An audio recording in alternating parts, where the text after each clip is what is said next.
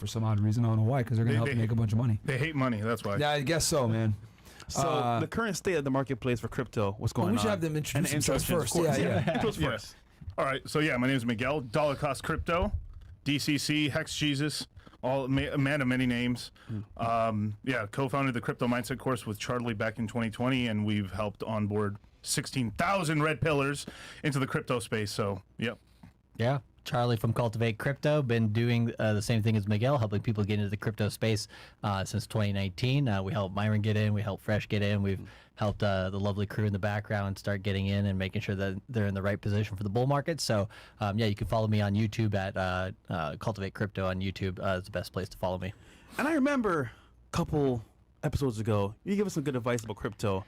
I went to jump into it to make money. Right. And people were saying, oh, this is a scam, bro. Don't do it.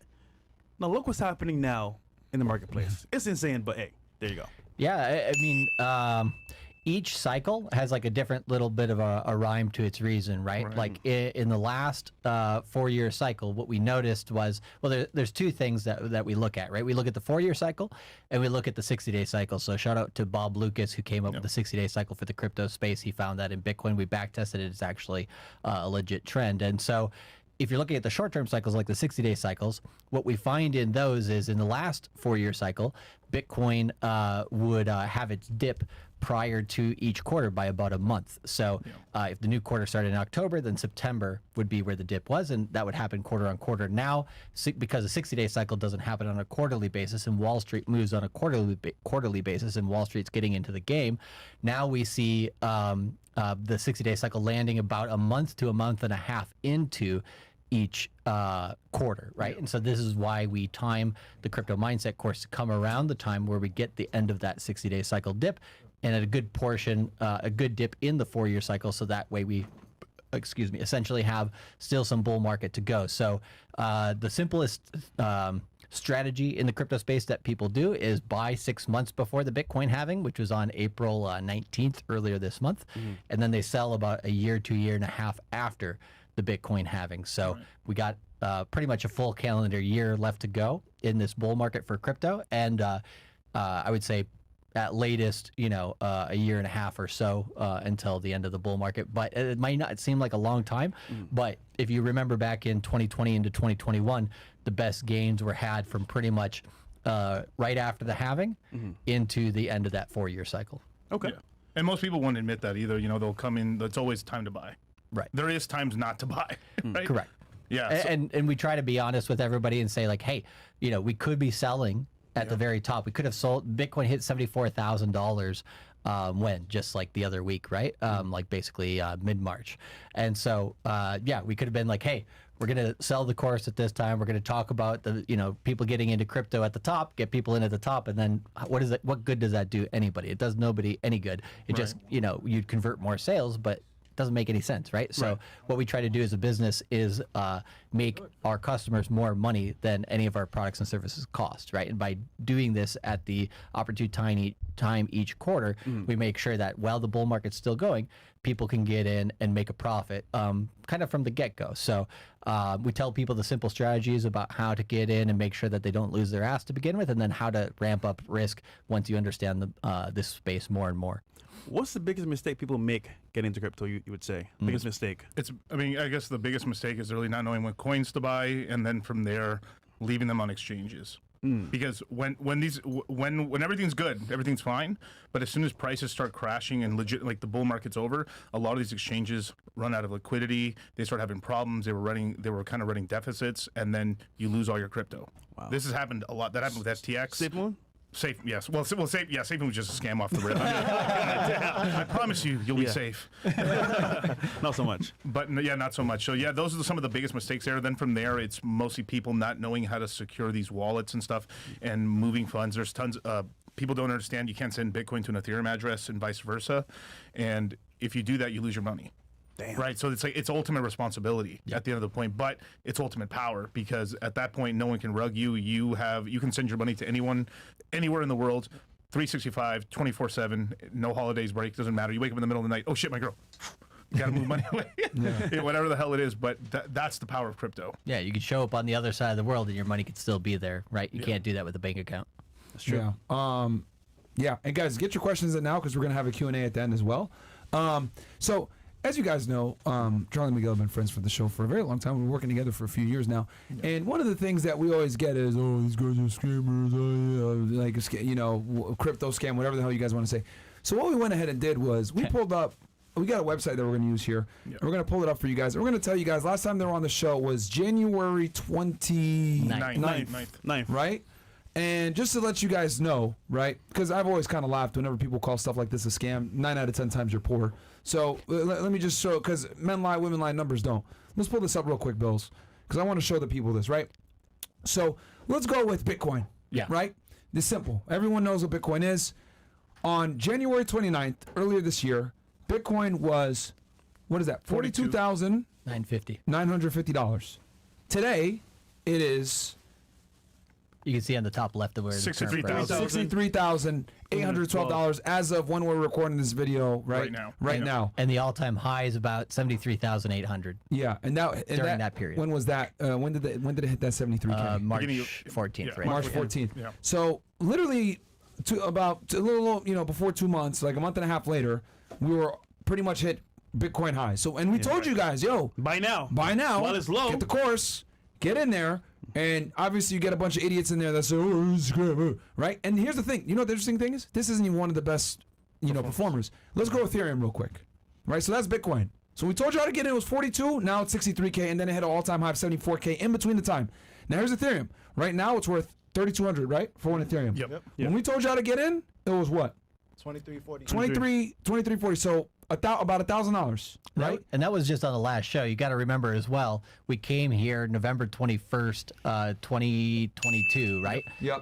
Literally the day we were here on that show was the bottom of the 4-year cycle. Yep. Bitcoin hit 15,500. Yep. Ethereum hit about $880 at least, maybe a little bit lower. Mm-hmm. And so like this is just along the journey, It's just been going up, and we told y'all and those are the it was going up because we got a lot of hate on November when we did it, right? Oh, this is a scam. Crypto's not even going up. Blah blah. It was all-time lows. Yeah. Then in January it starts to peak up a bit, and we're like, yo guys, get in now, buy while you can, Ethereum.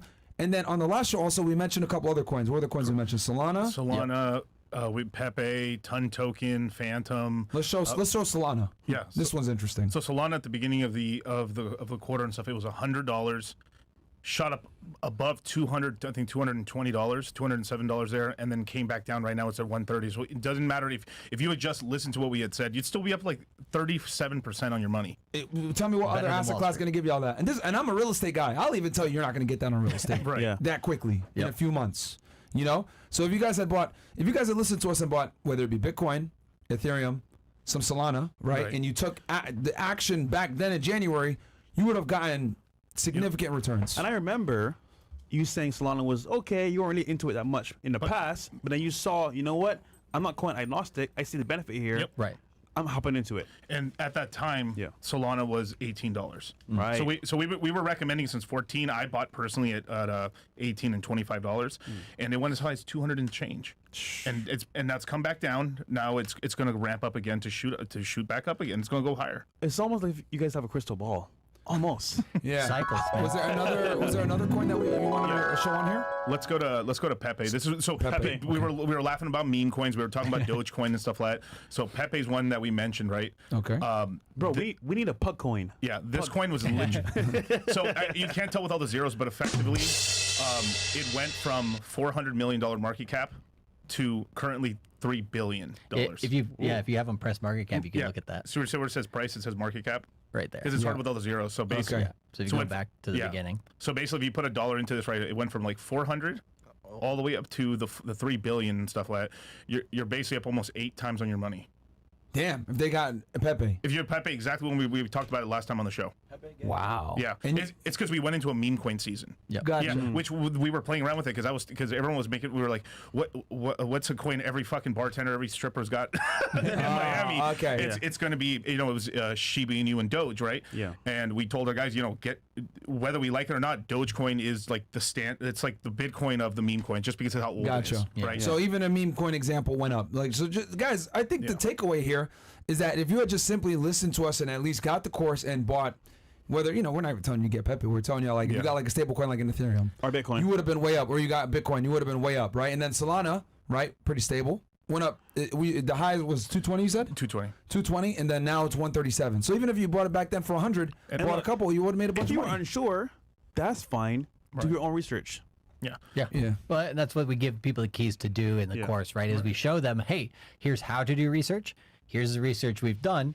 Here's the tools that you can use to double check our information and double check the research at any angle you want, right? And then go out there and you press the red button, you press the green button, you press buy and sell of your own volition, right? And so we put that mindset in people of like, hey, you're responsible for what you do, but hey, here's some fish, here's how it works, You teach them how to fish too. Right. Yeah. Right. You get people right that just say, "Hey, just tell me what to buy." Like I'm like that. What should we get? Yeah, get we this. can talk about that today too, Right. of course. But then obviously some people want to learn on their own, so they can look at the charts. They want to nerd out and do it themselves. That's cool. Yep. But I think the main takeaway here is that don't listen to brokies, guys. Like that's really my main thing. Is like brokies will sit there and say it's a scam, it's bullshit, blah blah blah. Well, the numbers don't lie. If y'all had bought when we told you, you would have been up damn near double or triple your money, or been up significantly if you had listened to what we said. Because we tell you guys, yo, we're bringing experts, so you don't have to. They do the work. You want to learn? They teach you in the course or whatever. But if you guys had just listened to some of the simple suggestions there, y'all would have made a bunch of money. man. Actually, we met a guy that watches our show all the time. Yeah. Money Mondays especially. Yeah. In that spot we went to. Okay. He bought at the low lows. He's working as a server for this club. Yeah. Security. Security. Yeah. Actually, yeah, Security. Yeah. Kind of find out he bought at the very bottom, like I said earlier. You know how much money is in his account right now? How much? $70K. And he gets paid an hour, $15. Yeah. Nice. Isn't that crazy? It's life-changing From money. one It's life-changing money. And it's like, oh, why am I at this job forever? I can't get out. Nigga, you don't take chances. Yeah. Yeah. And also calculate chances. So it's like, bro, if you want to make a change for yourself, He bought at the bottom.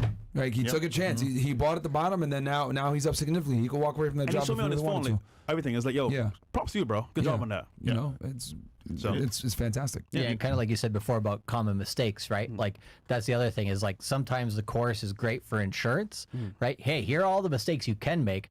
Here's the shit that you don't want to do absolutely, Mm. right? Don't do this stuff, right? Of course, people still sometimes you tell them don't do something, they go out there and still do it anyways. But yeah, you just like what do you call it? You mitigated your risk by tenfold just simply by knowing what not to do in the market. That's almost as good, Yes. if not better sometimes, than knowing what to do, right?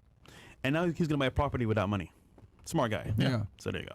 It's life-changing money. Like we were some of the first people to talk about Ton Token, which people didn't even know what that is. That is Still don't know what it is. Ton token? Ton Token is Telegram. You know the Telegram app. It's, Yeah. it's their TON. cryptocurrency. Yeah. Oh, shit. There we go. When we originally started talking about this was just at $1. When we came on here, it was $2.08. Today it's $5. Wow. And it peaked up here at about $8 Yeah. or just under. You could really make a killing with some of these alternative coins. Yo, what's that coin that you mentioned? Oh. Yeah, chat, you can laugh at this, man. This is gonna be You guys hilarious. can laugh at this. So I've got a buddy of mine who made an exchange on Polchain called 9-inch, and and it makes a coin called BBC. Big bonus coin. Big bonus coin. Big bonus coin, baby. Big bonus I need coin. hella coins, man. Come on, bro. Yeah, but it's done really, really well because Hey, you when- can pull BBC up out there too if you want. I threw a Really? really big amount of money into Pause. No, Just so y'all know, these guys are advanced, right? So they can take. We're not telling you how to do that. No. They're just telling a BBC funny Nine is story for maybe you guys. cocking Yeah. you. They're just telling you guys a funny story here. Yeah, that's funny, bro. Yeah. Bye BBC. You know, they're not telling y'all to do that. They're just saying that they're more advanced. It's funny It's shit. a meme coin. Yeah, it's a meme coin, guys. Don't do it. Yeah. Well, here's the thing. Crypto's a little ridiculous, right? But you Yeah. got to learn the culture too. Right. And like the culture of the internet is memes. Is memes, right? yeah. And the memes have ruled the day. So like crypto, we got Dog with Hat is the new Shiba Inu. Fucking Cock Inu is owned by the Avalanche Foundation. You can't make this shit up, You right? can't make it up. You can't make it up. Did you just say cock? Cock, C-O-K, C-O-Q. Okay, there you go. Inu. Yes. I don't condone these names. I'm just saying. This is No, and we don't say like, hey, you gotta jump in all in on Cockinu or anything like this, right? But obviously not. But just generally speaking, you have to understand like people. There's this one guy recently, I forgot his name, but he just said meme coins are a drag on the crypto market. This is what's going to not Wall Street's not going to be able to take this seriously, and it's all terrible, right? It's like, is the market wrong? Yeah. No, the market has chosen that no, millennials just want to, Have fun. and we know that there's a portion of the market that's a casino, and there's a portion of the market that's an investment. Bitcoin's an investment, Ethereum's an investment, Solana's an investment, Illuvium's an investment. Right. But Cockino, I don't know. Casino, it's a gamble. Casino. It's And I'm really happy that you guys made that distinction for the audience, so they understand. Like, hey, we're telling you what we're doing here on the side, right? It's funny, ha ha ha. Right. But you probably should get into that. Get into the coins that are more stable. And also, they're using money they don't need. Yeah, Correct. That's the other thing. Correct. Too, guys. Important. So, because I don't want one of you fucking look. They told us to get it. No, dummy. They're telling you there's a difference between investment coins and casino coins, and I think that's an important distinction. Yeah, and you would probably put in that category 95% of the coins in crypto are shit, Are right? casino Yes. coins. Yes. I would say like No, even worse than casino coins. worse. Yeah, So worse. 95% suck, Yeah. right? 5% are good, if that, right? And then of that 95% that stink, the casino coins is kind of a good portion of that. There's just part of it that's just a pump and dump rug pull for a lot of them, course, right? of So course, that yeah. those are ones that are kind of like pets.com back in the original website days in the 90s, right? That just weren't going to make it. So you have to have a distinction. And what we teach is I teach a technical analysis side, Miguel teaches a fundamental analysis side, and then we have a guy who does on-chain data. And we take those three sectors of analysis for crypto, on-chain data specific to the blockchain, and then fundamental analysis and technical analysis. Those often come from other markets, including the Forex market and other stuff like this, and they've been applied to crypto. But we teach all three of those analysis tools because most people, they don't know, like, what's the quality of a coin? Well, okay, we can show you with these three forms of analysis, Yeah. like how good of a grade you essentially can give it, right? It's either an average coin or it's a B plus, or oh shit, this one's like gonna kick it out of the park because it's actually has good fundamentals. So let's say I'm working a job. It's very strenuous. I'm tired, and I want to get the course, right? Right. What if, or is there a way I can get the course, get the value like up front, know what to buy, and then just like focus on work? Is Yeah. that possible doing the course? Yes. we have a bunch of truckers who do that if you want to. Yeah, so definitely. So every webinar is recorded. They are done live. They're live like they are right now. We teach it to like the private group. We do it live. We do it live, right?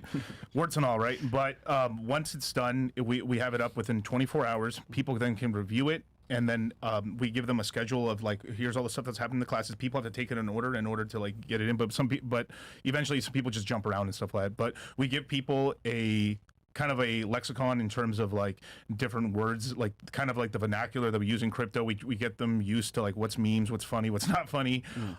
We show them basically how to do technical analysis. We show them do FA, how to do research on YouTube, how to use Telegram, Discord, Facebook, Instagram. Instagram's the really new one. And it's as well. not simply just like, hey, bro, here's how to use an app, right? It's No, not no, that no, simple. no. Like, it's like, okay, how do people in the crypto space interact on these apps? Like, what's the culture? Like, how can you get the best lingo. information? Yeah. Stuff like that, right? Because, like, I think if you just say, like, use the app, like, it Use sounds the a app. little Yeah, plain. yeah, you know? no. I'm thinking if I'm a jock, I'm listening to this. I'm like, this is geek talk. It It is. makes money. Yeah.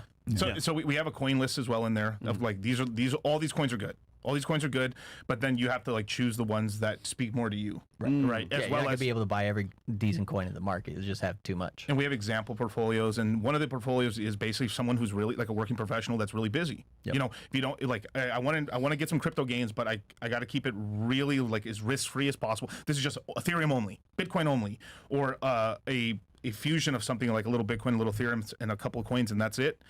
And that portfolio can return significant returns, and you don't have to be. It's safe. It's safe. You don't have to be that involved. But regardless of that, we still have the person check it once a week just to be like, let's keep on top of it. We never recommend invest, and you have to there's no such thing as passive income or money. Right. There is some work to it, right? It's low work, but you still have to pay attention to it. Like, hey, what's this news event? What's going on here? But that's a whole lot better than spending the rest of your life as a fucking slave. Facts. Question. And guys, get your questions in now. Well, we're gonna do a Q&A at the end, like I said before. Are all these worldly conflicts affecting? I mean, it seems like it's benefiting crypto. Obviously, October 7th, the war in Yeah. Ukraine. It's been going up since. Would it be fair to say that whenever there's like world conflicts, like cryptocurrency goes up? Not necessarily, but like if people are basically like, hey, I'm a bit afraid of something I want, something safe, they're going to go towards gold, right? Yeah, Now okay. that you have Larry Fink. Gold's having highs right now too, right? Isn't it? Yeah. Gold is high right now. And you see like basically Larry Fink, the CEO of BlackRock, telling people that Bitcoin is the flight to quality. Yeah. Right. So it's better than gold. It's digital gold. And you go and you see him talk about this on CNBC. that's it's a chicken and the egg scenario. Is the narrative the thing that creates that value? People believing the narrative, or is it the asset itself? Well, it's both, right? And it's a mixture of a bunch of things. So Larry Fink doesn't just say that because he wants people to buy into his ETF. I mean, that's a portion of it, right? But he also says that simply because he knows what the 4-year cycle is. He knows what the daily cycles are. He knows what the weekly cycles are. And he has a bunch of the whole building of people that tell him that. And he says, okay, I can say this stuff right now because basically the market's in that place. So he's cryptocurrency. Oh, big time. Big absolutely. Time. He's He going runs for the BlackRock, and then you dumbasses in the chat want to sit in here and try to tell us it's a scam. You fucking idiots! Like He's running game on Vanguard, right? Because Vanguard Yeah, is sure. like got their head in the sand. Basically every other retirement company is like full in on a Bitcoin ETF right now. They just except don't. They don't Vanguard. like to make it. Larry Fink's one of the few that's come out publicly, but I know Yes. like Goldman Sachs for years has been purposely acquiring Bitcoin. Like a lot of these like institutions, these people that have been like in long-term investment people were like, oh, we're gonna invest in the stock market, S&P 500, Roth IRAs, like the all the old people investment stuff that they teach you, right? The Dave Ramsey type guys, like. These guys have been secretly acquiring, cryptocurrency for a while. They just don't tell you about it. Yeah. right. Because once it gets out, like they don't want everybody to know. Harvard and Yale have been basically buying Bitcoin and Ethereum since 2018. Yep. Really? They have it. And Harvard and Yale. Harvard, Yale, Stanford. Stanford's probably the smartest university when it comes to crypto. MIT has their foot in the door, but they hired Gary Gensler, so you can't call them that smart. Yeah. And then but they all these institutions basically bought Ethereum and Bitcoin back in 2018, 19, and 2020 because they We're talking like $6,000 Bitcoin No. back then. Oh yes, yeah, exactly. yeah. Like, yeah, That's when I first started. Correct. So I remember. Yeah. And so $80, $100 Ethereum. yeah. Wow. And they know like these assets are going to stick around, so they bought it. Damn. It's crazy. I mean, when I first got into crypto, I was buying Ethereum for $5. Ethereum was $5. Holy. $5, and it came out. It was 50 cents. Damn, dude. 50 cents is $32. We messed up, bro. Now it's over 3,000. The Took only too thing, long. honestly, dude, like I always tell myself, man, if I could go back in time, I would have bought more Bitcoin, man. Yeah. Like I would have bought way more More of than it. real estate. No, and Yeah. and I'm a real estate guy. Y'all know I'm biased. I talk about it all the time. I genuinely believe real estate is the best asset class. But there is no doubting that the power of crypto, and it's here to stay, guys. We just hit a new low, 74,000. New high, 74, 75K. That's fucking craziness. Almost 100K. That's craziness, man. And today, or basically in the next 28 to 48 hours, Hong Kong is coming out with both a Bitcoin and Ethereum spot ETF. Wow. Yep. Yep. So And they've been haven't they been against cryptocurrency for years? yeah, China's been hot and cold on it all the time. Yep. Right. But now They're finally realizing the power. So my theory, I mean, the thing on China, right, is Hong Kong's they're in and out, right? They don't like money bleeding out of the country. They like to kind of keep a cap on the money that's within the country. Yeah. They kicked Bitcoin out of the country in 2021. That's partially why we got the double top, because they shut down all Bitcoin miners in the first half of the year. Right. We dumped down. People bought back again. We went up, and at the end of the year, they said all crypto exchanges and everything need to have their assets out of the country. So then we got the end of the 4-year cycle on that too. And interest rates going up as well in January. Yeah, they're basically kind of cutting off, that portion of the economy that could leave, and then now they've basically put it in Hong Kong. Like, okay, now we have a regulated or better regulated section of this that we can allow people to dabble in this market. So they're just trying to control Chinese it. are in now. Yeah. So let me ask you this, because last time you guys were on, we had a lot of talk about this ETF Correct. project. Can we talk about that and give an update? What's going on with that? So obviously the Bitcoin ETF passed. Everyone was saying it wasn't going to happen. Never, never, never. Bitcoin's a security. Nope. You Wrong. stupid. Yep. So since then, it's been nonstop buying. Like we just had the Bitcoin halving. It just happened. What happened on the 18th? April 19th? 19th, yeah. No, April 19th. Almost 420. Almost maybe. 420. Damn it. And so every day there's about 900 Bitcoin that are created every day.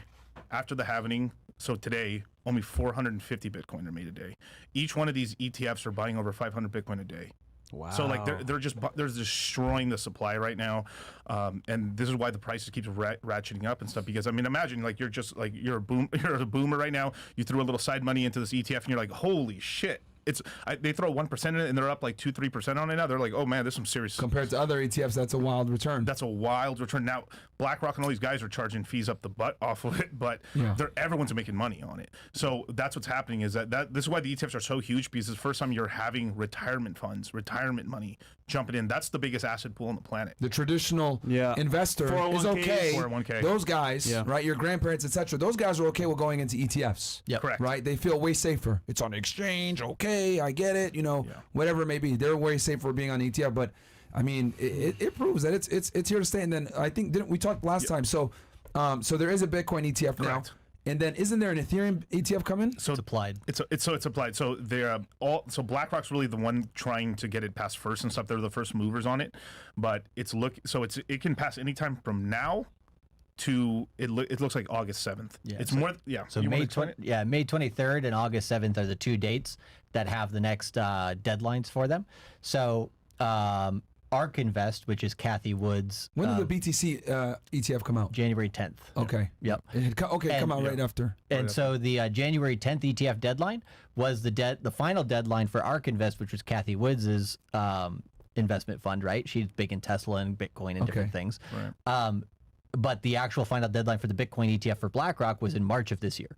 But they passed it on the time of the ARK Invest one, so January. a little bit early actually. Okay. So Right. they came earlier. And so for Ethereum, it's the same process right now. We have May 23rd is ARK Invest final deadline, but the final deadline for BlackRock is August 7th. So BlackRock is 276-1 versus wins versus losses on ETFs. They were 275-1 before Bitcoin. Now they're 276-1. And so Basically, they don't lose. yeah, you can basically say like. lose.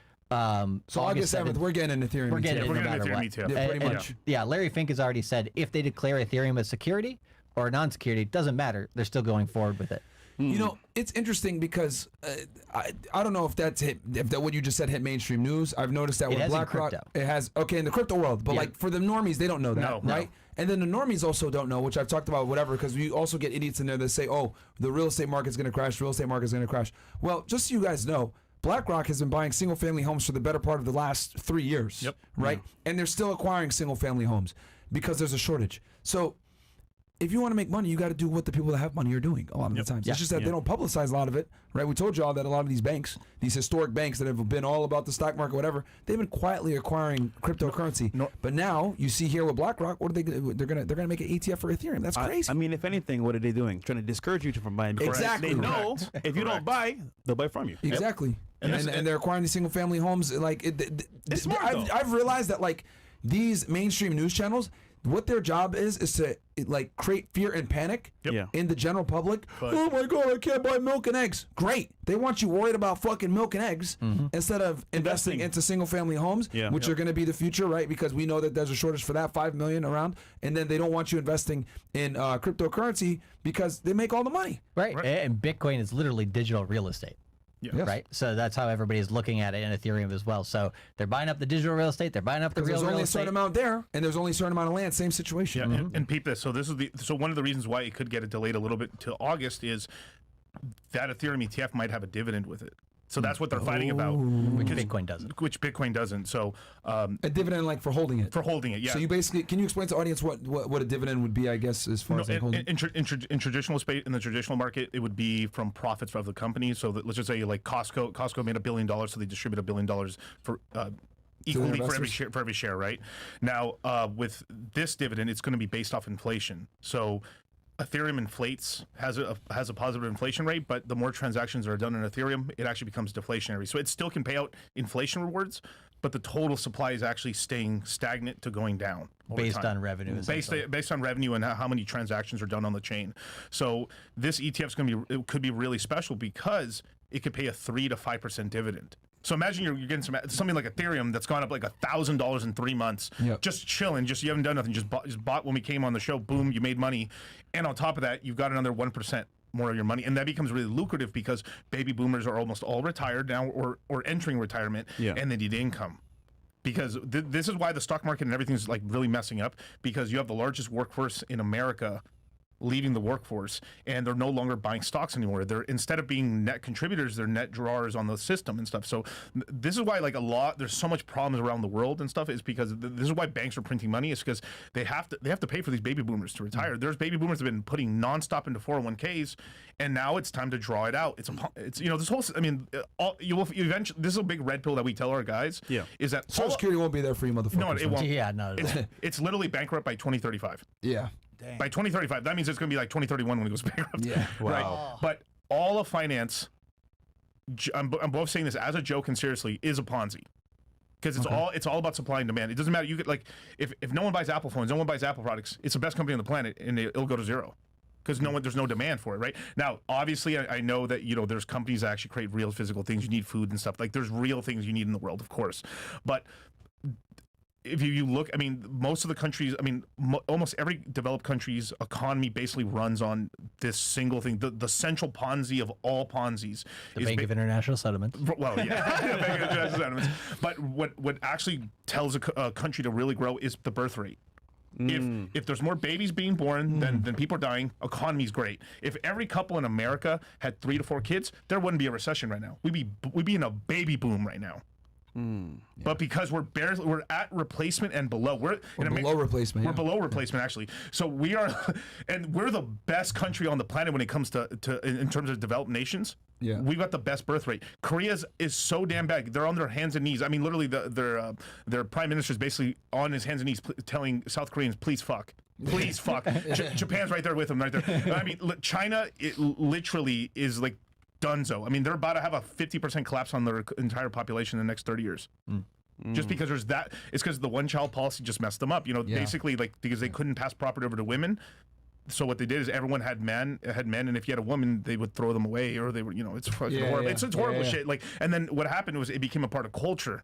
And because it became a culture, now they got rid of it, but still families are only having like 1 or 2 kids maximum. Yeah, so it's yeah. so it's messing. Imagine going from like 8 kids to like now like all you've known throughout the last 50 years is like having 2 kids. Yeah. It messes you up. It's a Western problem in general with all the developed countries having super low birth rates. Are there any countries that are like banning crypto right now? There's always somebody. There's always somebody. The newest one is there's stuff going on with Russia. They're talking about possibly banning and stuff like that, which is kind of crazy because like Vitalik Buterin, which is the founder of Ethereum, met with Putin. Yeah, any of the large countries like America, America, Russia, China, they never, India as well actually is in that boat. They never fully ban it. Right, they're like, we might do that just to kind of stoke some fear in the market to give themselves a little bit of a position. Yeah. And then like they get some aspects of it basically out of circulation or whatever. Like, okay, you can't do this, you can't do that. They just end up regulating it. Right. Yeah. With the United States in particular, right? The biggest thing that the government doesn't like about crypto is non-KYC, so not knowing who your customers are exactly, right? So they're trying right now to be like, okay, who's a broker dealer, and who can we say, okay, this company or this organization needs to conduct, you know, identification versus maybe not, right? Which is KYC. So they're going to try to go burn the whole forest first. Like everything needs KYC. If you use a USB to connect your, you know, cold storage wallet to your computer, that's a money transmission device. You're money laundering. Go to jail, right? They're going to even try to go, like literally, they're going to try to They go just that far. arrested recently. Goddamn, these crypto people. I'll look it up on U.S. Department of Justice. Literally, somebody put. Samurai Wallet. I'm gonna look it up. Yeah, you can look. Yeah, I think I know what you're talking about. Yeah, Samurai literally Wallet. a couple days ago, I Yeah, saw it come in it the was a news. wallet. Yeah. Yeah. But continue on. But Sorry. yeah, so that's what they tend to do is they try to over-regulate. And the SEC right now actually has a case against it, saying that you've actually not treated this entire industry with due process at all. And so you're actually abusing your power in the position of being a regulator because, first of all, you didn't regulate. Then when you try to regulate, you're over-regulating, and you're just making no sense, right? So Gary Gensler's in a lot of hot water for that. Yeah, he's gonna pretty much lose his job. But so what countries are doing to try to And they fix? fired 2 people already in the SEC for that. So you imagine like some of their top lawyers, 2 of them, they went. Judges were like, fire these people. They're overstepping their bounds. And so imagine like you're the SEC, you're the government, and even judges who are on the government's team is like, yo, homie, you are stepping so out of bounds. You're tweaking. That they got fired basically, and it's just going to keep happening with the SEC. And all these government agencies. I mean, Myron could say like all these government agencies, even though we're all on the same team, my team's better than your team. So there's Yeah, it's the CFTC versus the SEC right Correct. now. the CFTC is basically saying, hey, crypto is a commodity. It's our jurisdiction. The SEC says, no, it's a security. It's our jurisdiction. That's what they're fighting over right now. Yeah, can we pull this up real quick? Yeah, like I mean, this is kind of shows that I sent it to you on the chat, Bills. Okay. I'm looking at It says two founders. Oh, got it. Yeah, I was reading about this when I was I think I was like on the plane coming back from LA or something like that. Founders and CEO of cryptocurrency mixing service arrested and charged with money laundering and unlicensed Samurai money wallet. transmitting offenses. Keon Rodriguez and William Longerhan Hill charged with operating Samurai Wallet. Yep. What is that? An unlicensed money transmitting business. So you know, like MetaMask. It's, Yes. it's essentially like a MetaMask, except through that wallet you were able to hide all your transactions. So it would mix. Well, obfuscate. So you obfuscate. Yeah. you anonymize them and you obscure them enough, but to be honest, if you have like a wallet that the government's like, I need to track that, they can undo some of that in order to kind of track the wallet. So there's a company, what's the on-chain data company that does that? I forgot the name. Glassnode. No, Messari. not that type of on-chain. It's like blanking out of the top of my head. But Because we anyways, had never talked about Samurai. No. no. But there's another company basically does the opposite. They make all these transactions known for any agencies that need to, right? So crypto's- Mosaic. No. It's almost okay. No, but don't worry about it. Yeah. But crypto generally, it's pseudo anonymous. It's not completely anonymous. Yeah, Actually, yeah, of course. who was it? I think it was Elizabeth Warren. She was going after crypto for being, shadowy supercoders and all these terrible people who are, trying to money launder and hide all their stuff. It's like, no, you clearly don't understand what blockchain is, because if you did, you would understand Yeah, it's that all shown. It's the worst way all to these do things it. are available forever for everybody to know. All they have to Yeah. do is find your ID, find your wallet, put those two together. Now all of Done. a sudden they They got fucking you. know. Transactions Yeah. there. Yeah. Yeah, So that's- that's what they're going after. Like I said before, the KYC stuff. Did is what Samurai they're like trying to not find. show it on the blockchain or like what? They Like, probably weren't too helpful to agencies, I would guess. Like they're usually like Telegram in terms of like an encrypted application like Signal. They have governments coming knocking on their door, being like, "Hey, buddy, we don't want to overstep our bounds, but we need a little bit of information on that protest over there or this thing over there." And Facebook complies, Apple complies, Telegram. Right, hasn't so far, and they've moved into a jurisdiction, I think, in the Saudi Arabian area where they can. okay. Yeah. Nice. Smart. And so, some of these crypto companies, some of these crypto companies, they don't, if they get the knock on the door, sometimes if they don't comply, they this happens. And this wallet was, even though this wallet had U.S. users, that's mostly why they're getting in trouble here. But they were mostly operating out of Europe. So they were mostly like a lot of Europeans were using this wallet, but it was used by a lot of Americans as well. So, but this is being used and basically what it does is like what it does. You know how every single crypto can be broken up into like 1,000 little pieces. Yeah. So what it does is it puts Chainalysis. there. That was the company I was looking for. Anyways, So it puts all the crypto in one big. I'm really simplifying it, but imagine it puts it all into one big. Because I didn't wallet. understand it when I saw it. I was like, why are they being charged? I didn't even understand it. So So imagine I have an account here, and then I deposit my crypto. It's just an exchange, like exchanges or mixers, almost in a way, where like it all goes into one big wallet, and after a while, after it stays there, you don't know which Ethereum is yours. So when you pull one out, it's like a washed crypto essentially. So it kind of like takes people off the trail. But there's ways for people to track it. I mean, but the longer it stays in there, the more like with Monero, right? Monero, you're supposed to leave the money in Monero there for at least a day or two.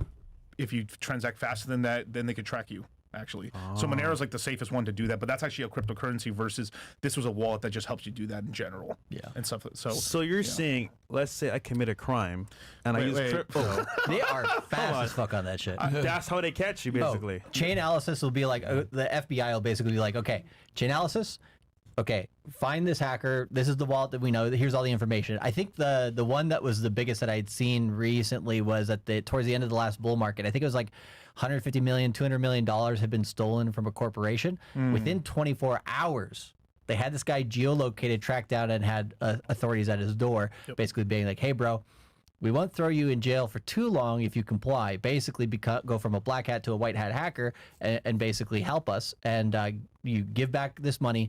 And then you work for us for a few years, right? And they've done that with other hackers in the past. In the early internet, back in the 90s, there was a bunch of teenagers who ended up hacking into the United States government systems and they don't want to throw kids necessarily in jail. So some of these guys, they worked for agencies for like 10 to 15 years. It's kind of the same story as the Catch Me If You Can movie, right? That guy, I believe, ended up working as a federal agent for many years to teach, kind of process. how people get away with this shit. Yeah. That's good though. No, I mean that's wild, man. It's questions now. Some chats? Yeah, we can hit some chats here, guys. Let's get your questions in.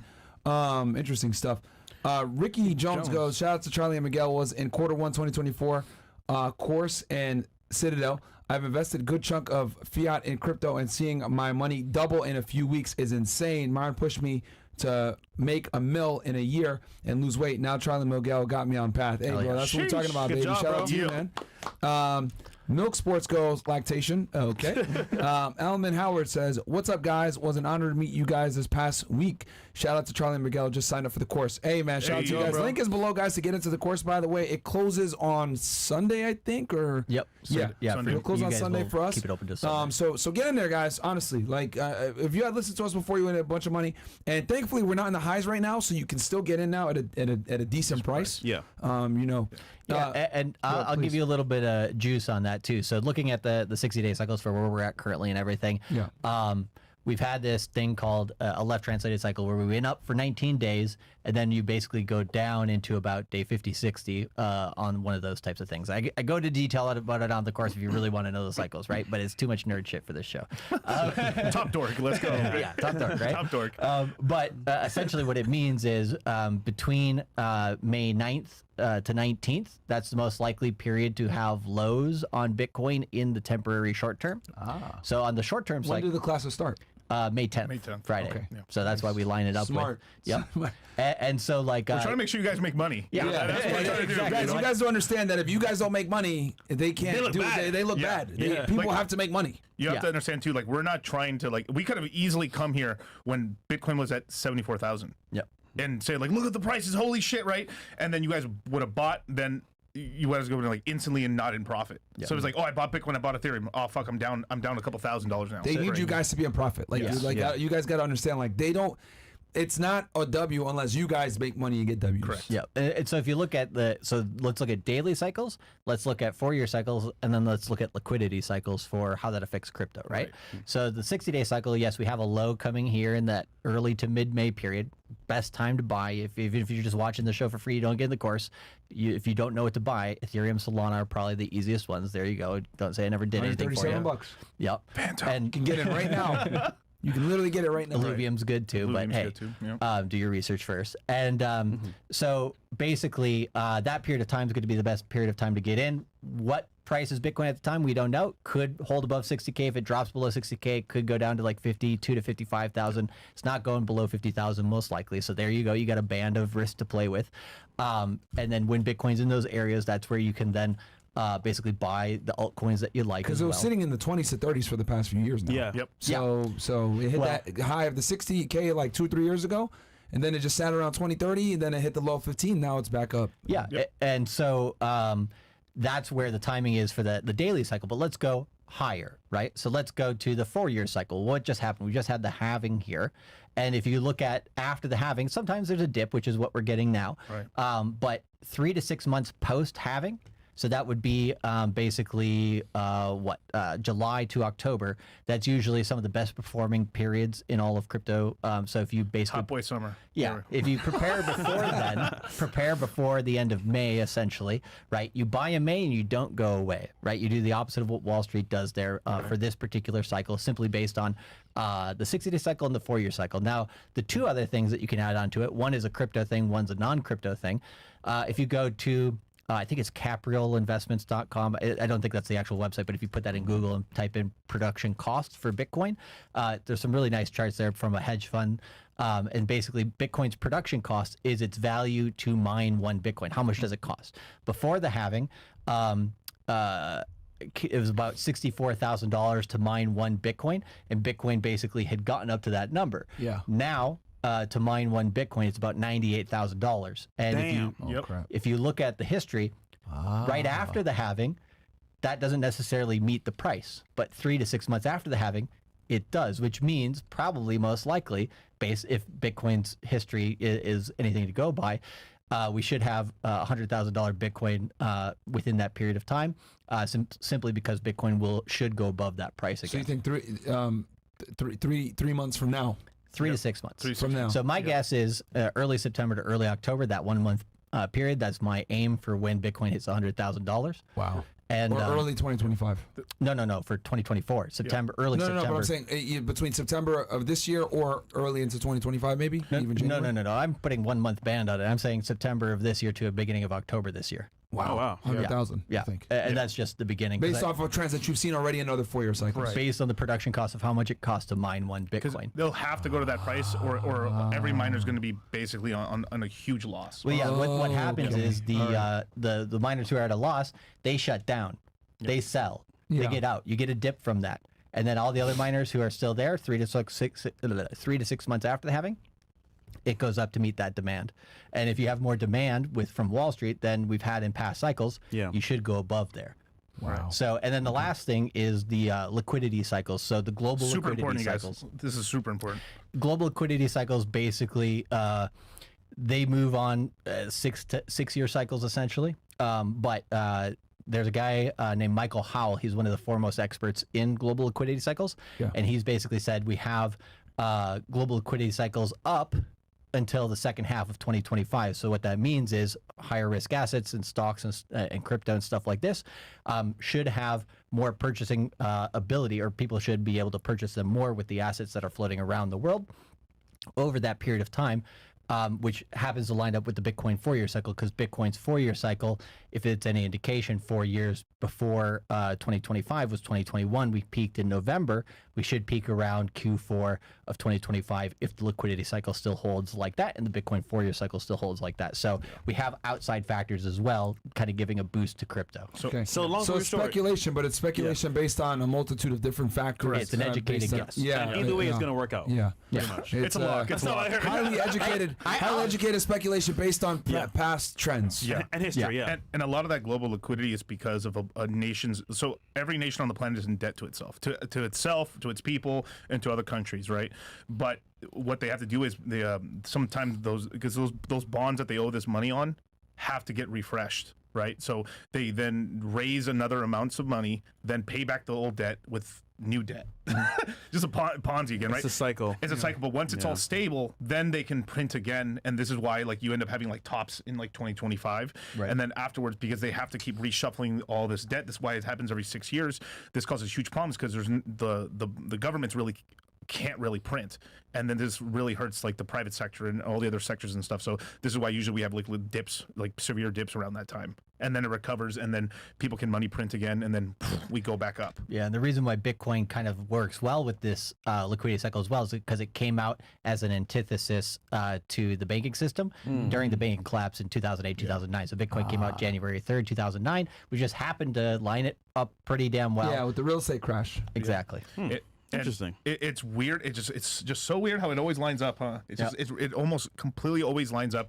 And even if like 'cause, we had the housing crisis, and then like 6 years later, then we started having that little hiccup. I think what was it? Was it 2016? Was the last little hiccup in terms of the equities market? Possibly, yeah. Possibly, yeah. If I remember. In yeah. terms of what do you mean by hiccup? Oh, like in terms of when like they're reshuffling the debt again. Oh, okay, yeah. Yeah. But it's just funny when we explain it like this, they're like, oh yeah, it's a Ponzi. Yeah. It's all. This is why it's a red pill. This is what we call the red pill of finance. Is because once you learn crypto, you can then put crypto terms on stuff, and then everything on the planet starts making sense. Yeah, 'cause why is he doing this? Like, why is a politician sending money to this other country? Like, because there's kickbacks. Yeah. There's like, oh, so I raise a bunch of money for you guys, 34 billion. Then you're gonna kick back like 20 billion back to us, or 10 billion back to us, or that $34 billion that I sent your country, they have to spend it on my companies, Yeah. which is still like basically going back to me. So it's a finesse. It's just a finesse. Yes, it's a huge finesse. Damn. Huge finesse. And Wall Street tends to use these terms to try to keep people out, right? Like all these fancy terms, ETFs and everything to try to confuse people. Crypto's just like, yeah, it's a rug pull. Yeah. Or it's a pump and dump, or whatever it is. Those terms are usually a lot easier for people to understand. Because TradFi uses really big words and words that you don't really hear in normal speak, so you don't understand. So they make terrible things sound. Oh, that doesn't sound that bad. Oh, it's horrible, right? Like when the Federal Reserve says we're going to start increasing interest rates, people with money go, "What? Yeah. and it freaks out. Yeah, I mean, this. So every time interest rates go up or down after they've been like sitting there, the reason that markets like fucking freak out is because people are taking leverage on bonds. Because, so the first time that when the Fed, so as an example, right, I called the top on 10-year bonds and stuff at like 5.25%. The moment the Fed said we're not going to increase rates anymore, they went down a full percent. 1 full percent in bonds is gigantic, but because bonds are so safe, these funds take out a lot of money and put leverage on it in order to make more money on these bonds and stuff because they're generating a lot of income. And that one small fluctuation liquidates people. Then these guys who get liquidated have to then go sell stocks to pay back these bonds. Then the market knows, okay, bonds are not going down over time. Okay, cool. Now we know the strategy. And then the market's like fine after that. That's what's happened. So it's just basically like, oh crap, I lost my big ass like parlay shit. It was paying me a ton of money. Damn, now I got to re-up, sell. I got to sell some assets. I got to sell some gold chains and shit. Now we're back to making money again, and that's what happens. So it's because these interest rates go down steadily over a certain period of time, or they stay there for such a long time, you forget. Like the reason the whole Silicon Valley Bank collapse happened was because these guys were like, oh, the interest rates are going to stay at zero forever, so they were buying like the worst 0%, like the worst debt. So they were buying bonds that paid nothing, basically. And when interest rates go up, the price of the bonds collapses. Yeah. So this is why they got into huge liquidity issues and stuff like that. And then now, like you buy a bond, like if you have like $1 million and you buy a 10-year treasury, you'll get paid $42,500 a year on $1 million for the next 10 years. Wow. Now, when interest rates start going down, prices go up. So then you could, so if interest rates were like cut in half, you could sell that $1 million bond for like $1.4 million and gotten like $150,000. There's an inverse correlation between the two. Yeah, because in order to get the same amount of yield, you have to pay more for that bond because yields are going down. That means you're getting less. You're getting less money on the bond. So that's kind of the game. And that wouldn't be that much of a problem. But then people use leverage. That means they borrow other people's money. This is why you can do that in TradFi, which is just normal because the gains are so low. Yep. This is why we've had tons of guys that came in from like trading currencies, Forex, that get wrecked in crypto because in Forex they use crazy yields because like the Mexican peso versus the dollar might move like not even a fraction of a percent that day. So they have to use 100x leverage in order to actually make money, unless you have like stupid amounts of money. Their risk tolerance is super high. Yeah, take that risk tolerance and go into crypto and get destroyed. Yeah, because the daily movement in crypto for any given coin is 5 to 15% volatility. Yeah. So a coin will go up 15% of the day. Is that a big move? Yeah, it's a day in crypto. Right. Yeah. It'll go down 15%. But that doesn't happen in currency, so they have to go crazy with. Now that makes sense because unless you had the Japanese yen, I guess recently. That's right. That's like an anomaly. So, yeah, I mean, it's and guys, by the way, we actually had a full discussion on this stuff. If you guys are more interested in like bonds and everything else like that, we actually talk in treasury, all that stuff. We actually had a great conversation with George Gammon about this. Yep. Yeah. Last time he was on, he explained this really well. So go watch that episode that we did with George Gammon because he's a bond guy. He's huge into that. Yeah. You guys did a Financial Avengers show as well with him. Yes. Like, he actually talked about this exact thing I'm talking about bonds. Yes. Because he did really well on that trade. Yes. Yeah. Yeah. So he's one of those guys. Super that smart guy. Yeah. Yeah. So check him out. And he explains it in a very simple way too. Shout out to George Gammon. We got here Big Tings Aguan. Oh yeah, he was on the boat. Shout out to Fellas, shout out to you. I'm still stuck in Miami mentally. It was a pleasure to meeting everyone. For those of you that weren't there, you cannot speak on the event. Thank you, bro. Big facts, bro. The experience was amazing. Networking was saying W to all my guys at FNF. Shout out to you, bro. I appreciate that greatly, man. See, the dudes that were there got good shit to say, but you haters are watching from the sidelines. Ooh, the girls there weren't even hot. Shut the fuck up. They're probably hotter than any girl you've been with, bro. A lot of y'all are some weirdos. The guys weren't even hot, bro. You haven't even spoken to a woman today. Like, right? Like a lot of these guys are armchair fucking criticizers, man. Listen, I've been at many parties here in Miami, and you only see the highlights. You don't see the actual parties itself. We shoot you guys a lot, by the way, but not everything. So we get it, guys. You know, you might be haters or whatever, but next party Nigga said it was bigger. ratchet. You know how many white girls we had there? We had a bunch of white chicks there, man. Like, bro, like, yeah, man. Anyway, and even if it was, who cares? Nigga, we having fun. Come on, man. They're fucking haters, man. Sharp. Hey, everyone. Appreciate the show. Love the work. Question for Charlie and Miguel. I was a little late, but I'm wondering if it's still good to buy now as ANS and ANS soon, and you What? What is that, And bro? he answers the questions. Wait, my nigga, what is that, bro? So I think he was kind of listening to what I said before, but maybe not. I don't know. But basically, I think the question was just simply like, is now a good time to buy and do you sell in a year and a half, right? So yeah, pretty much buy now.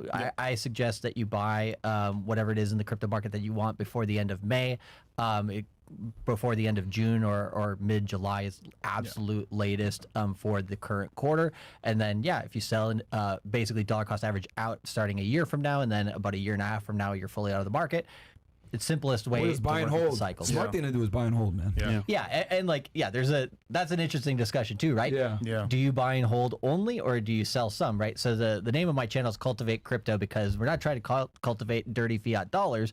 That just happens by extension, right? Yeah. We're trying to cultivate more Bitcoin, more Ethereum. These are the Absolutely. two coins in the market we want more of, right? So Because at least you know it's going to go up. Right. At least. right, To so your some Bitcoin degree. and Ethereum that you buy, and maybe one altcoin that you have a long-term vision on. Maybe it's Solana, maybe it's Pulse Chain, maybe it's something else. You buy those, you hold those, you can keep those forever if you buy them cheap enough. We're still at a cheap enough price for a lot of them. You can do that, right? But then there's going to be a portion that you use to outpace the market because they're maybe the meme coins, or maybe it's a coin like Illuvium. Risk, Get in, risk, get out. riskier place. Yeah. Illuvium's a good one for the GameFi space. Illuvium basically is probably the premier game for the cryptocurrency space. Basically you battle in the game like a Pokemon yes, type yes, game, yes. and you like Power World. You win Power ETH. World. Yeah, it's like Power World. Or Crypto Zoo. Sorry. Right. That's what it's supposed to be. But Yeah, it's supposed to be, yeah. it was Right. supposed to be, but Did he ever pay people back for the stuff? Shout out CoffeeZilla. I don't know, man. I don't know if he has. Hopefully. But this particular coin, right now, it's about $100. The all-time high was $1,800. They're coming out with their game either end of Q2 or early Q3. There's a few other games that are going to be playable that are other titles that are on PC, PlayStation, and Xbox that are crypto-based games that are now also going to the mainstream around July. So there's a lot of competition in that space. So that space, the AI space, if you bought like Illuvium at $100, and I would say August, September, October, and we'll come back and we'll see the price at the time. But I think if $450 would be no problem.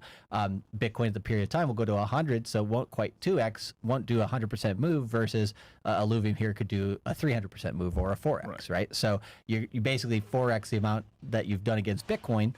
And then you can take half of those profits, put that in Bitcoin. Now you have more Bitcoin, and you still have your original position in Illuvium, which is pure profit, and you're just working with casino coins at this point. So that's just one strategy that you could do. Another coin that's coming out, well, there's one that's already out called Fetch AI, FET, that's going to rebrand into ASI, Artificial Superintelligence.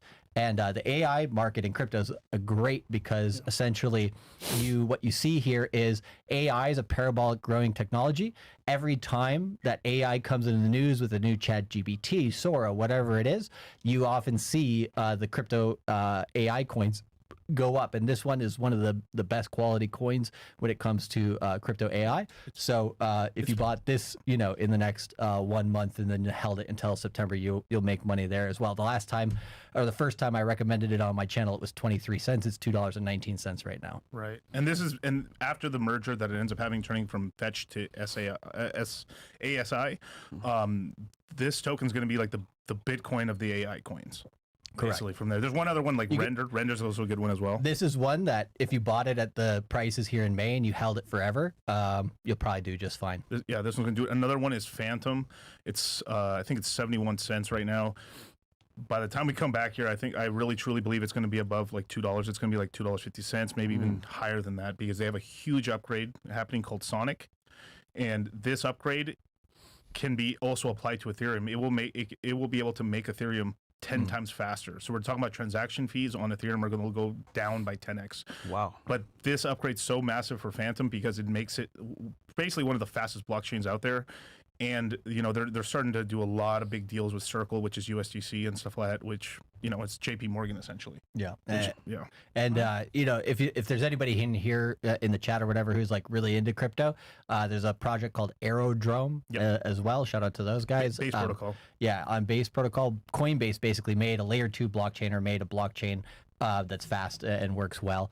And that right now is money is flowing into there. So new liquidity is going into there, but there's not many solid projects that are on there. So Aerodrome is probably one of the best projects on the base protocol that it's already gone up quite a lot, but it's going to go up even more simply just because more money keeps just getting funneled in there. And why is that? Because everybody was like, okay, Solana did really well.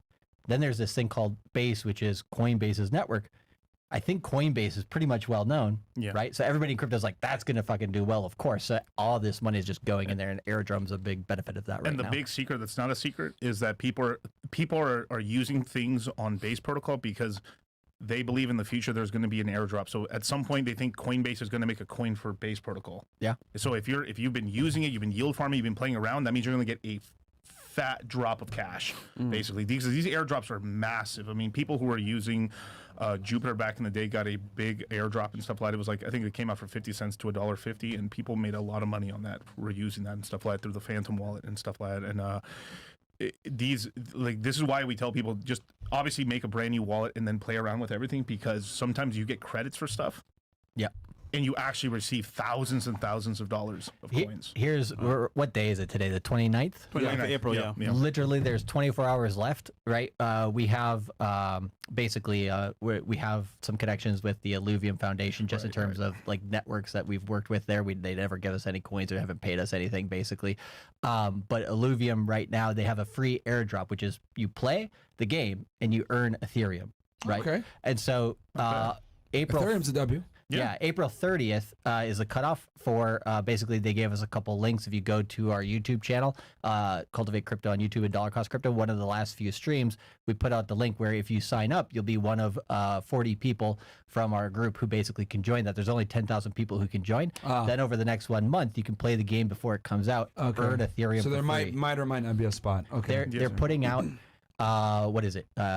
20 to $25 million worth of free coins out there for people. Hold on, yo. Just to get people to play. Send me a link, bro. Yeah. Yeah, we'll get you. Don't give it to him. Yeah. But it got some Ethereum. That's a W. It does become available for the public on May 28th. So from May 28th in the month of June, you can play the game for free again there. Hey, put me in there, man. Make some money. We've been telling Chris for 5 years. He doesn't listen still. He's probably somewhere drinking. All Shout out right. to Chris, man. What else do we got here?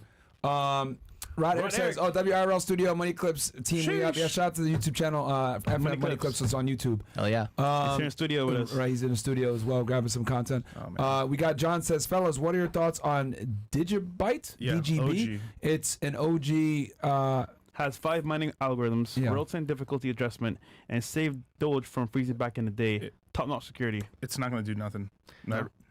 Good quality in terms of technology, but price performance, not there. It will only do well if there's a nostalgia run. So basically, let's just say something really pumps really hard, then people are like, what else is kind of like that? And then people start speculating and throwing money. And so Other shit other stuff has to pump for it to pump. So I would imagine Litecoin has to do really well, and then people, because like people don't know, most people don't know that Dogecoin runs on top of Litecoin. So people who mine Litecoin receive all the Dogecoin inflation and stuff like that. So this is why like when Dogecoin really runs, you start getting a little lift up on the Litecoin price as well and stuff, just because the miners are making stupid money on Dogecoin. I mean, dumb money on Doge. But Nike says, for the viewers, please check out HNT Helium crypto cell plan, $20 unlimited everything, uses T-Mobile towers and other and their own infrastructure for insanely good coverage. I moved my whole family over and took 10 minutes. Damn. So this is a new thing in crypto. Well, like Helium's been here since the last cycle, but now this type of sector in crypto is going. It's called DPIN, Decentralized Physical Infrastructure Networks. So it's kind of like IoT for crypto, meaning like for Helium, for example, what they do is you have a Wi-Fi network router and all of the people around the city do, but maybe there's some people who don't have access to free Wi-Fi. If you join the Helium network, essentially you can also lease your Wi-Fi to that network, and people who might be near your area could basically jump on and use your Wi-Fi like a hotspot. And then as they jump on and use your Wi-Fi, you earn Helium tokens for having given people access to that. And so there's one called Hive Mapper as well. Their coin is Honey, I think. They basically, you take a dash cam, you put it on your car, you go and you map like a Google Maps car, and they pay you in Hive Mapper or Honey tokens. So this type of decentralized decentralized physical infrastructure is going to boom in crypto. It's a narrative that's not quite there yet. It's a technology that's still growing. AI is already boomed or is on its way, but this one is not. So we're going to have a good section in the webinars discussing that as well. So all the new stuff. That's fire. Guys, do me a favor, like the video. If you guys like the video, we get enough likes. I'll show you guys my current portfolio in crypto. Just let you guys know that this is no cap, man. Okay, can definitely you make show some money, off. man. It's not showing off. It's these guys, man, because people want to sit there and be like, oh, Yeah, this true. no, I'll show you my portfolio, man. And you know the funny part is, I've been investing most of my money into real estate. So this is just off of the gains, off of the bull run we've been making. And you the guys money will that see. you don't need. Yeah, exactly. Yeah. Investing, yeah. Smart. What do we got here? Clifton goes, shout out to Myron for introducing me to crypto through these guys. Absolutely. What do you guys think about XRP, Shiba, and Pepe? You mentioned earlier, but XRP. It's the stable coin of stable coins. Yeah, XRP is the coin that if you don't want to make money, or if you just want to if you just want to sit here like gold does, then that's the coin for you. But Same price point. yeah, it doesn't. It's not a terrible project. Like they actually have a lot of good things going for them, but just in terms of price performance, it's not. You're not going to make that much money. Right. But the other ones, Shiba Inu and Pepe. Yeah, Shiba kind of was the big high flyer from last cycle. It's kind of become like I hate to say, like the Ethereum of like the Bitcoin, the meme coin space, and then Dogecoin is like the Bitcoin right there. So Shiba's doing. I mean, Shiba Inu's doing okay and stuff like that. I mean, I would say most of the speculation's gone over to like Pepe. Pepe's done really, really well. We caught that one on really early on my channel and stuff like that. I mean, we had guys that made hundreds of thousands on that coin already just from throwing a couple grand. All right. What do we got here? Ricky Siki says, why do so many cryptocurrency traders and cryptocurrency platform owners seem to get into legal trouble? Sam Bankman-Fried, Changpeng Zhao, etc. Hey, you go ahead. Yeah, think about money. If I have a briefcase full of money, put it on the table and this is in public and say, hey guys, we're going to start an exchange, we're going to do business and stuff, right? Everybody in the world's going to be like, okay, free money or money's working around here. I'm going to find a way. So you're going to get your scammers. You're going to get your honest people. You're going to get everybody in the world coming around the money. Yeah. And so you're going to get in an industry that's a new financial system, which is cryptocurrency and the blockchain. You're going to get every type of person being like, okay, I'm interested in that, right? So you're going to get scammers. You're going to get, good people. You're going to get the governments coming in.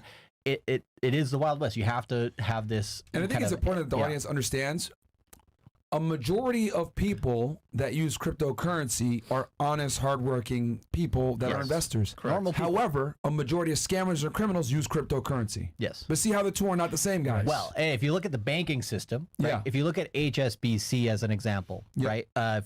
Type in HSBC. Oh yeah, they went through a lot of problems. Yeah, on Netflix, HSBC.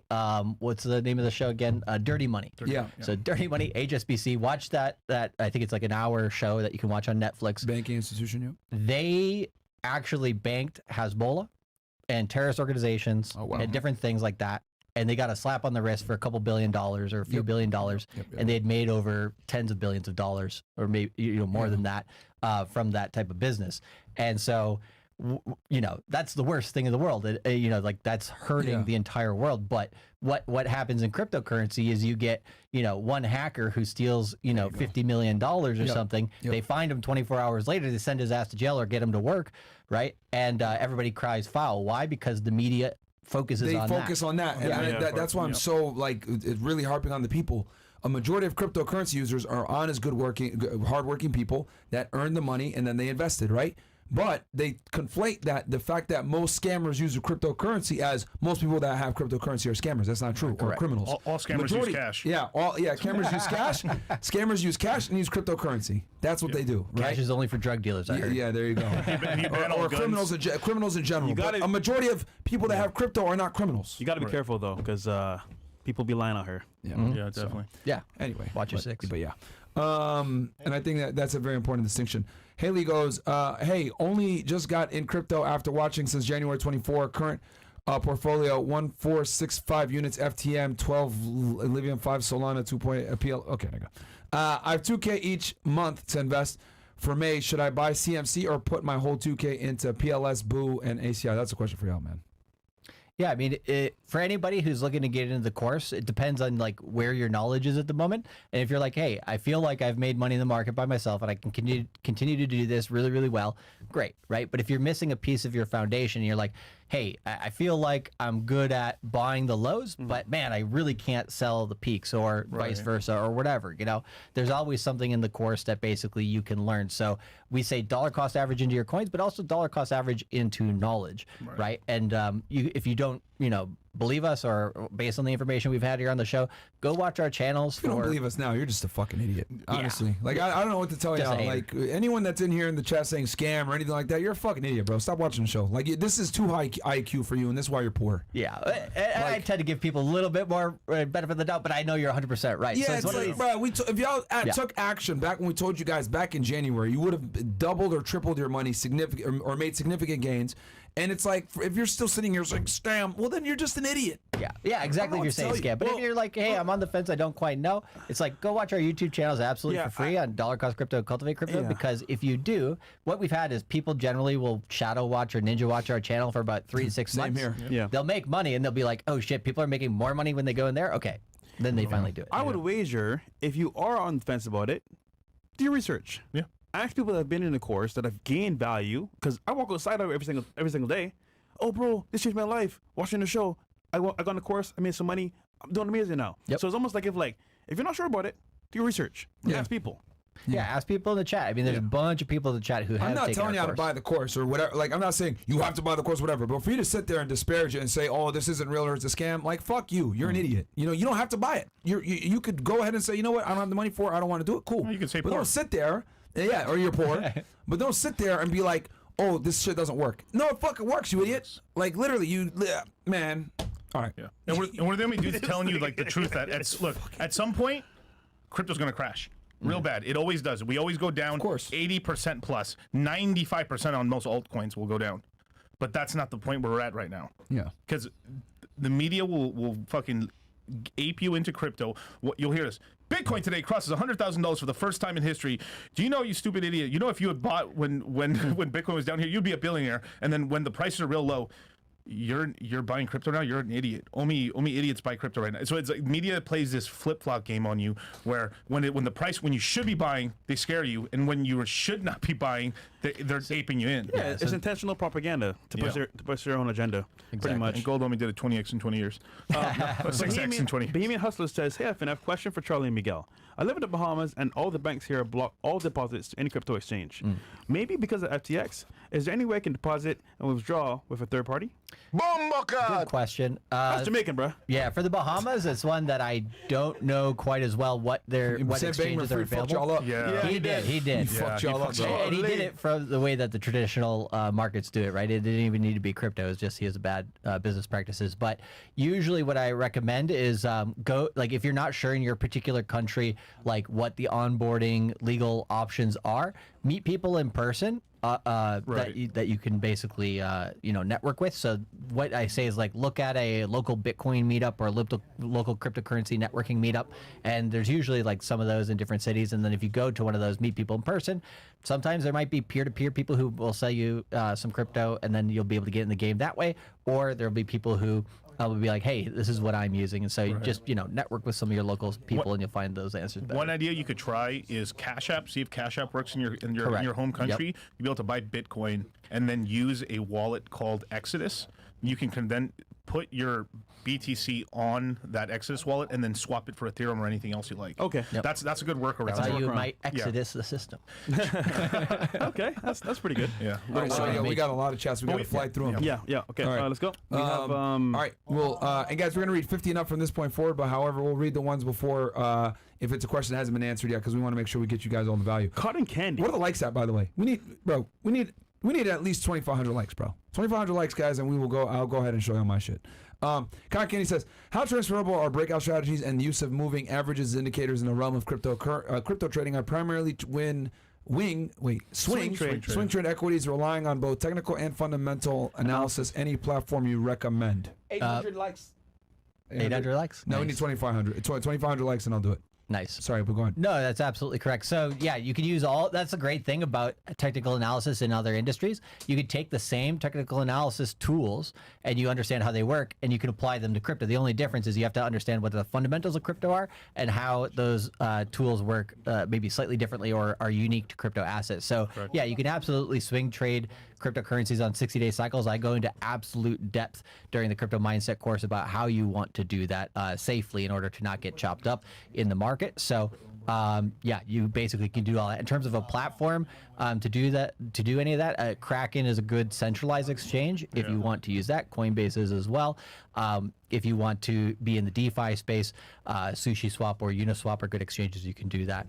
But yeah, we go into detail all in the course about that. Cool. Get the likes up, guys. I'll show the portfolio.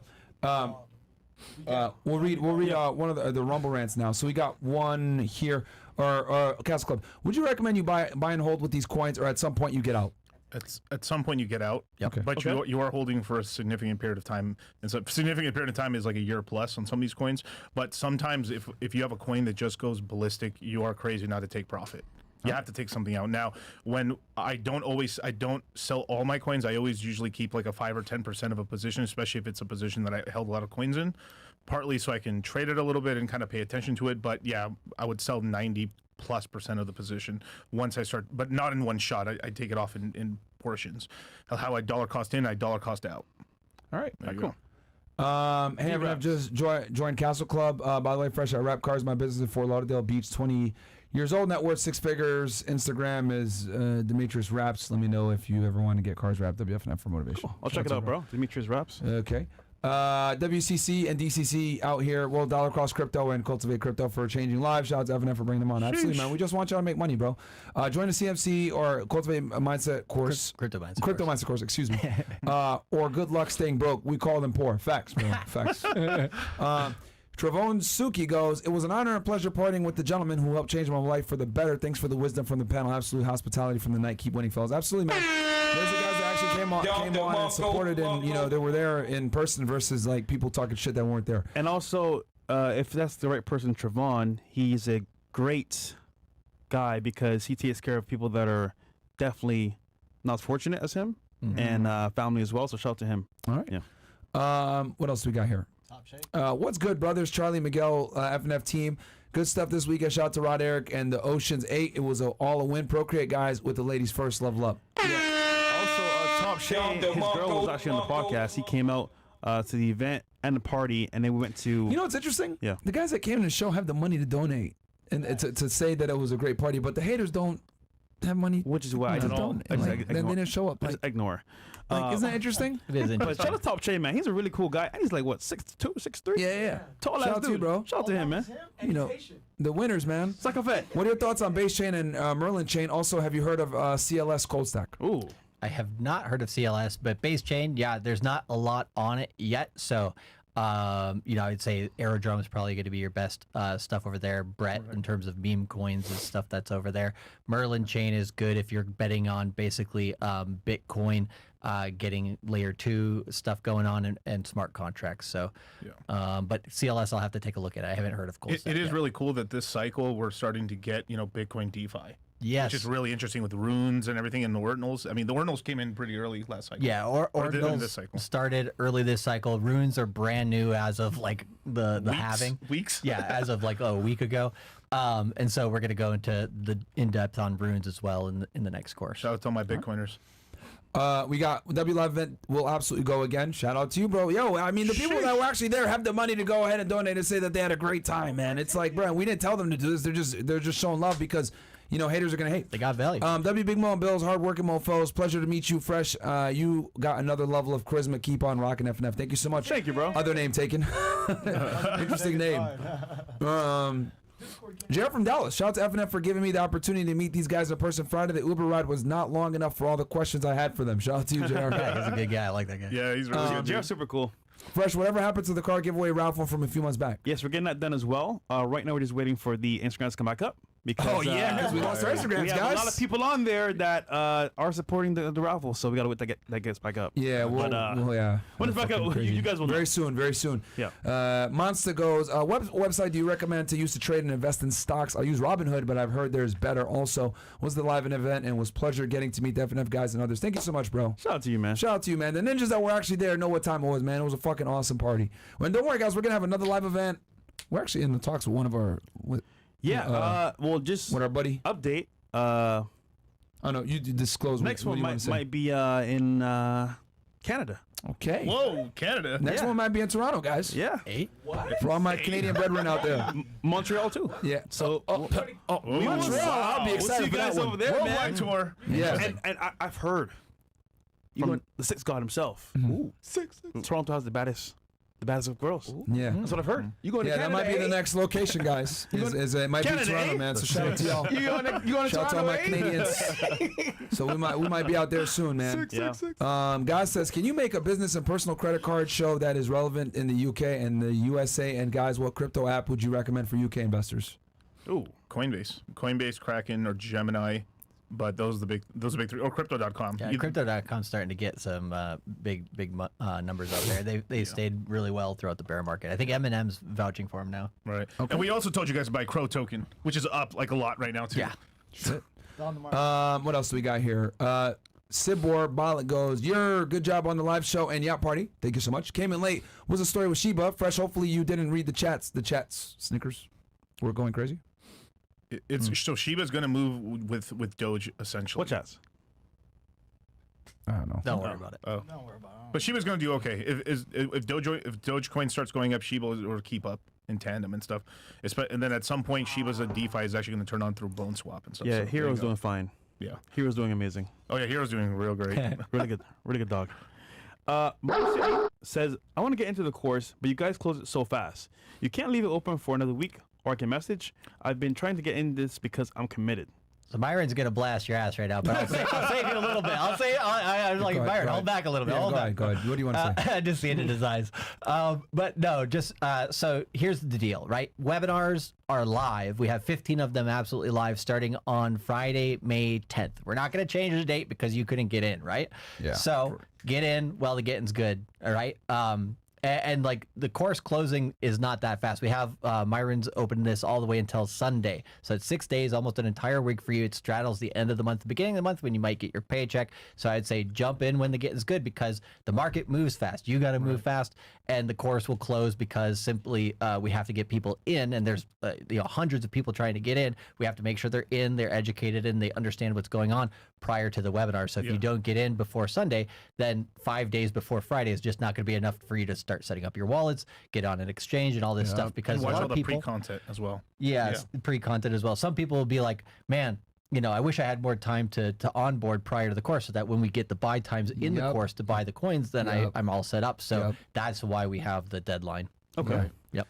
It's a lot. It's a lot of It's a work. process, It's guys. a big like process. Like you guys, You can rip it and do it now, though, every if you time want. they do this course, they're turning people into millionaires, guys. Like that doesn't happen by mistake or whatever. It takes a lot of planning, a lot of coordination.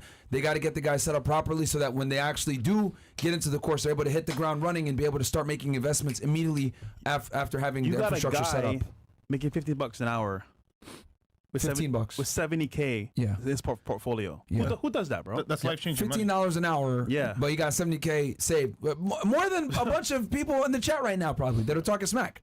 So it's like, bro, you know what I mean? That is life changing. Well, you know what? It's up to them. Yeah, you don't got to. You don't have to. Do what you want to do. Yeah, do what you want to do, man. Just take just take this information, the free information we're giving y'all, and make moves off that. Off the info we've been telling y'all, you can make some money. I mean, he listed like what 2 coins you could buy right now. Yeah. That were amazing. Yeah, So- we've already mentioned more than that even. Yeah. There you go. So you guys could just go off the free information. That's fine. Like you don't have to spend $1 on the course, but don't sit there and try to ridicule the people that want to make more money.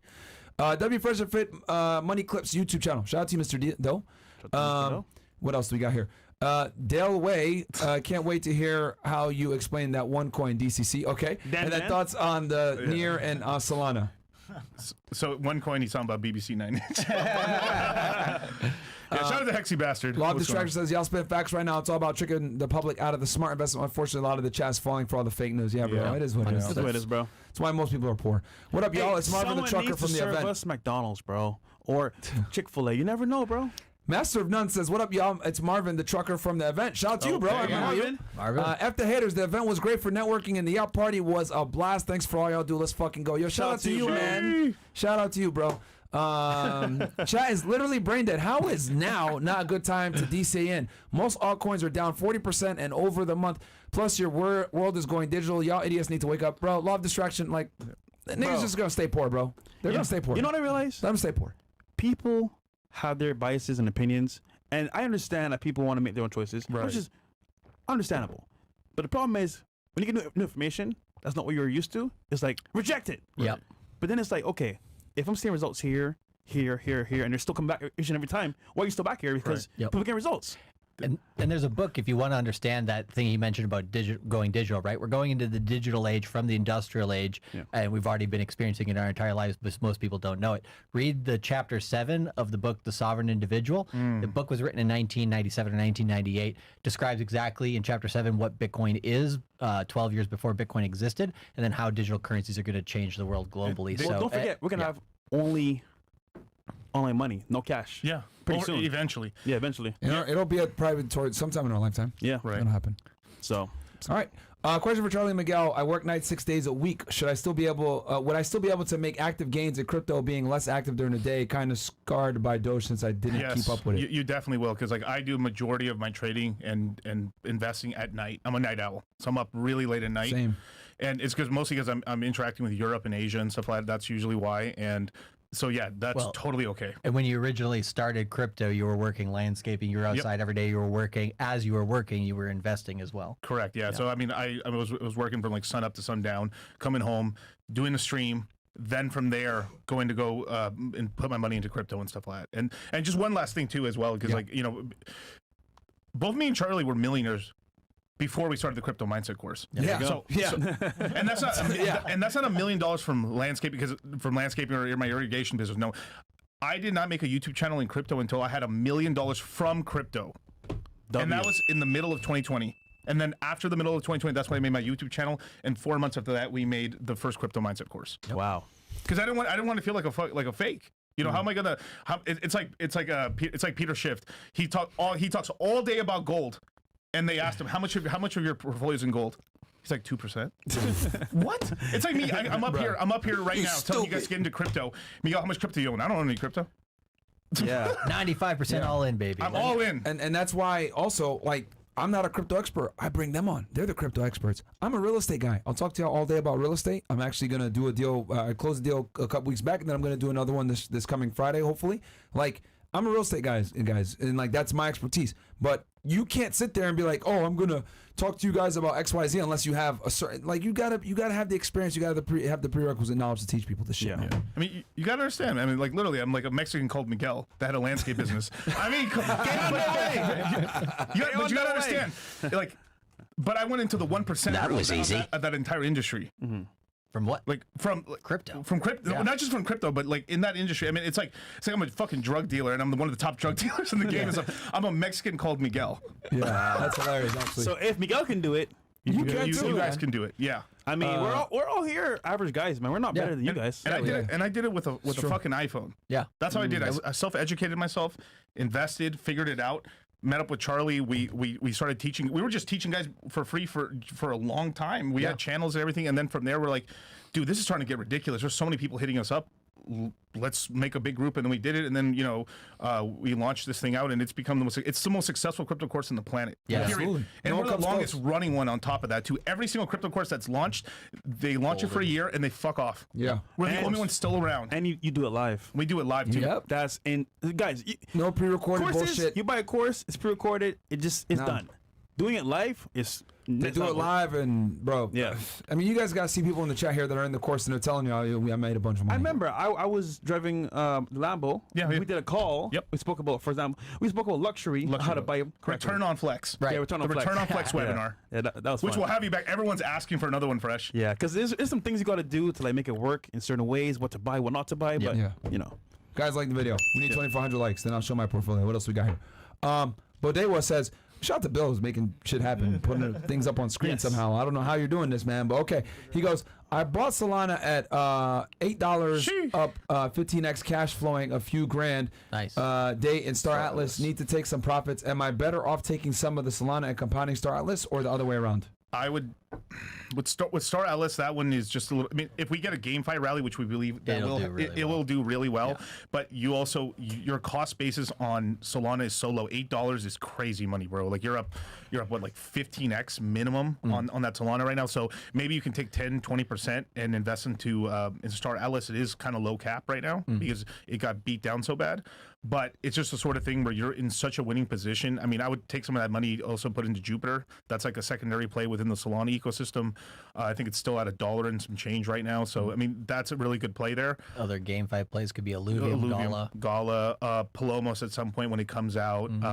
Shrapnel's a huge one. Shrapnel's like the Call of Duty that's going to happen for...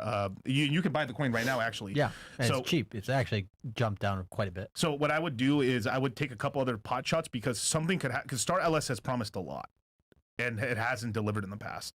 Now, but it launched in the best time in the market during 2021, and it did really well. But afterwards, it cratered incredibly. So you bought it at the right time, brother. So that's the way I'd personally play it. Is like I would just diversify and get into some of these other GameFi plays, and then you'd be able to leverage that as a way to get more Solana or get more Ethereum or. Yeah, because these coins are so low cap right now in terms of the GameFi spectrum. When GameFi runs, you are going to have like 20-30x's on your hands, and that's a lot of capital. That's a lot of money. All right. Boom. I think we're caught up. We got one more. Oh, one more. Okay. This is the last one? Two more? Okay. Hey, Miguel and Charlie, I got Illuvium, Kusama, Phantom, Solana, and Kala. Are they good? I follow Miguel every short video. Any advice to pay attention and skill to improve my wallet? It's from Mallow Boy. Yeah, they're all solid coins. Kusama is kind of holding back from the rest of the market, so that's one that can really pop off. Phantom, Solana are great layer ones, and then Illuvium and Gala are good GameFi plays.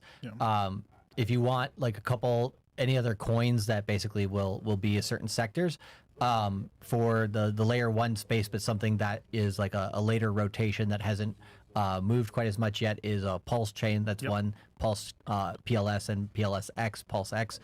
Those two have some really good moves potential, as well as ASI, which will come off of Fetch AI for the AI space. So you could add a couple more if you wanted.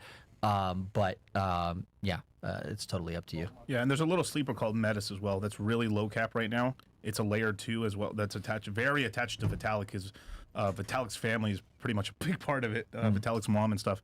So Metis is a great coin. It's like $65 right now. I think it's like 300 million market cap. Really great, because later on, once we start having another like this altcoin run, money's going to start rotating around, and it could very quickly go up to like $1,000. It's at $65. So, but this will take a full, year and a half and stuff for this to happen. So, I mean, like, hey, Miguel said, buy this coin in like 1 month, it's gonna be $1,000. No. Yeah. There's patience there. And sometimes I made quite a lot of money on Pepe, and when I did the investment, I looked like an idiot when I bought it.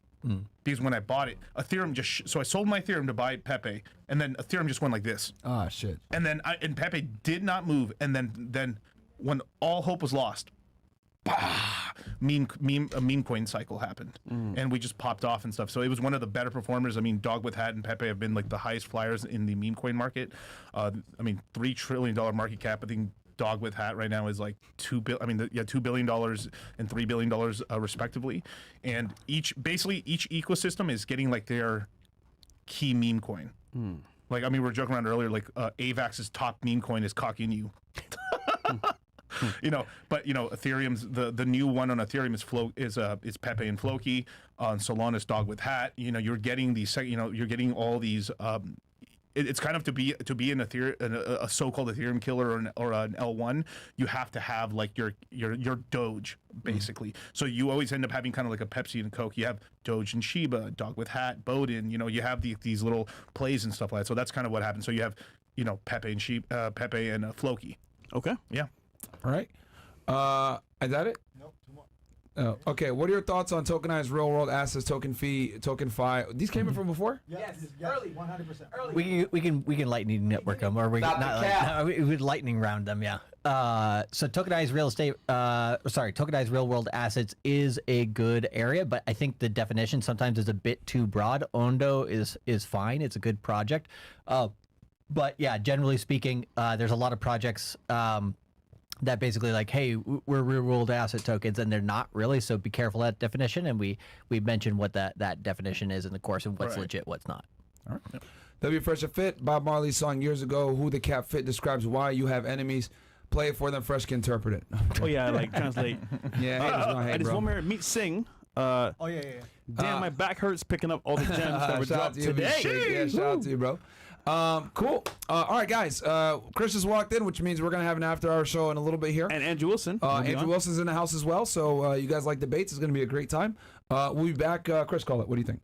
10:15. 10:15. What time is it right now? It's 9:31. 9:31. Cool. Guys, we'll see you back here in a little bit less than an hour. We didn't get 2,500 likes, man. So hey, it is what it is, course. man. Yeah, See get you the guys course, in there. guys. Link is below. Get in there, man. Don't stop being a brokey. We'll catch you guys back here in Stop about being 45 poor. minutes. Peace. Peace.